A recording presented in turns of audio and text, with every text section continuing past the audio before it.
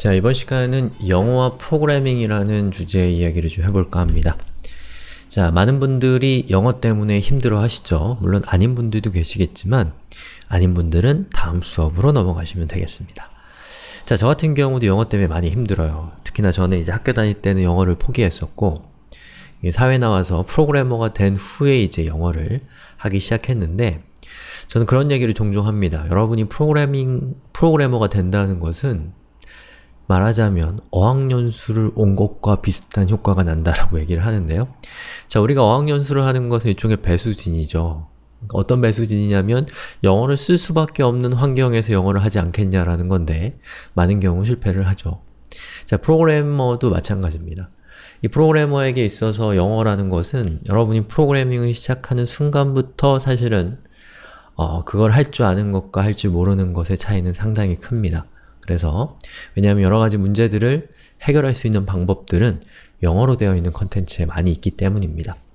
하지만 이제 결론적으로 말씀을 드리면 여러분이 열심히 프로그래밍을 공부한다라고 했을 때 향후 3년, 짧을 때 3년입니다. 향후 3년간은 사실은 영어를 모르고도 여러분들이 공부할 수 있는 자료들은 정말 차고 넘칠 겁니다.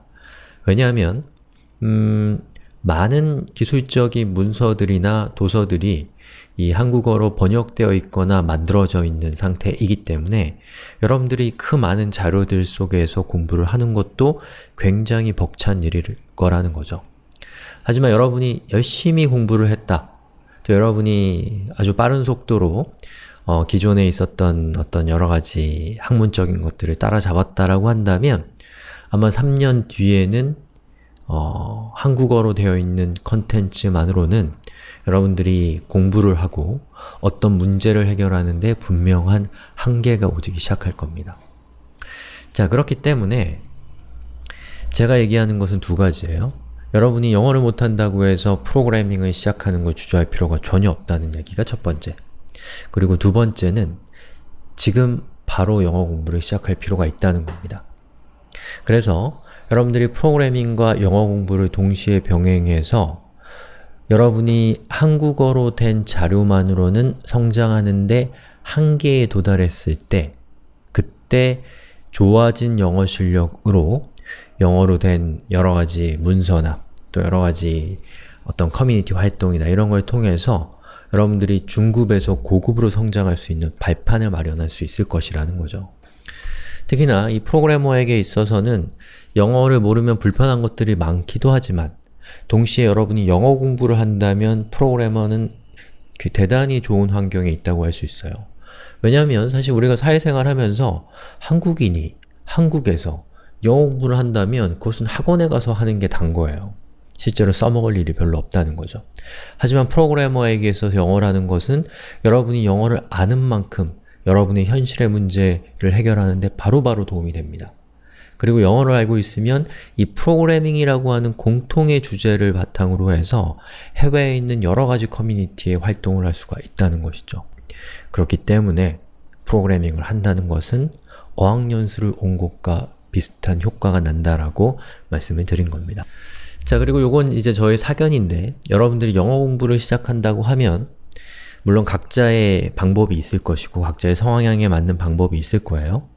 그런데 이제 저는 제가 생각하는 영어 공부의 어떤 스타일을 말씀을 드리면 우리 수업도 우리 프로그래밍 수업이지만 우리 수업에서 제가 굉장히 중요하게 생각하는 것은 이 프로그래밍이 동작하기 위해서 필요한 최소한의 도구들을 우리가 익히고 그 최소한의 도구들을 다양한 방법으로 결합해서 여러가지 것들이 만들어지는 것을 충분히 느끼는 것이 중요하다고 말씀을 드렸잖아요. 저는 그것을 그대로 영어 학습에도 도입할 수 있는 거라고 생각하는데요. 제가 수업에서도 여러 차례 말씀을 좀 드렸지만 저는 사실 좀 안타까운 것이 있어요. 제가 옛날에 영어 공부했던 것들을 생각해보면 뭐냐면 방금 말씀드린 주어, 동사, 목적어라는 영어의 가장 단순하면서 가장 광범위하게 적용되는 이러한 원칙이 공고해지기도 전에 너무 성급하게 복잡한 문법적인 수단들을 배웠다는 거죠. 그러니까 영어 전체가 허술한 상태로 가게 되고, 그리고 그것들을 다 알아야지만 무언가를 해볼 수 있다는 생각 때문에 그것들을 다 알고 있어도 머릿속이 너무 복잡해서 아무 말도 할 수 없는 그런 상태가 오더라는 것이죠. 자, 그래서 여러분들도 이제 우리 수업에서, 이 프로그래밍 수업에서 했던 것처럼 영어 공부를 하신다면 가장 간단한 주어, 동사, 목적어, 그리고 많지 않은 그 단어들을 조합해서 이 다양한 말들을 만들어보는 연습을 한번 해보시는 것이 어떨까 싶고요.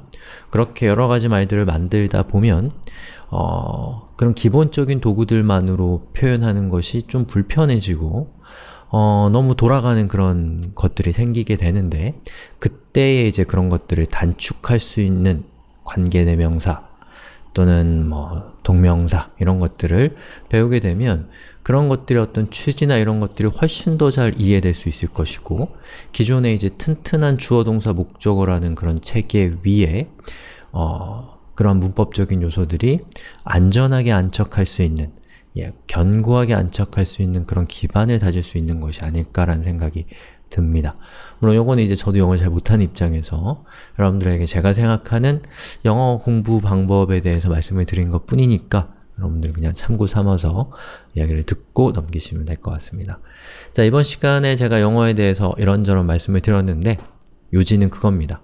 지금 당장 영어 공부를 천천히 시작하셔서 나중에 여러분이 중급에서 고급으로 넘어갈 때 그때의 여러분들이 지금 하고 있는 영어 공부가 도움이 될 수 있도록 하면 된다. 영어를 못한다고 프로그래밍 시작하지 못하는 거 아니다 라는 것이 제가 얘기하고 싶은 겁니다.